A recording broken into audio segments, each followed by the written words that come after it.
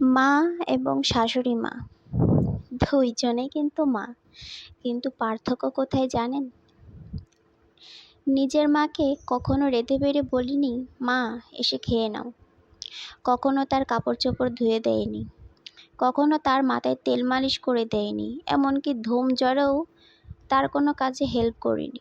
কিন্তু এত কিছু সত্ত্বেও তার কিন্তু কোনোই অভিযোগ ছিল না। আর এইদিকে শাশুড়ি মা, তাকে 3 বেলা রেঁধে বেড়ে খাওয়াতে হয়, তার কাপড় চোপড় ধুয়ে দিতে হয়, তার মাথায় তেল মালিশ করে দিতে হয়, ধুম জ্বরে তার মাথায় জল ঢালতে হয়। এত কিছু করা সত্ত্বেও শুনতে হয়, সারাদিন কী এমন করো, কিছুই তো পারো না, কোনো কাজই তো গুছিয়ে করতে পারো না।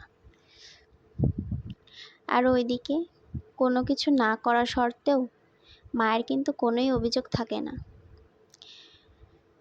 বরং সে নিঃশব্দে তার কাজগুলো করে নেয়। মা তো মাই হয়, তাই না? এখানেই মা আর শাশুড়ি মায়ের মধ্যে পার্থক্য।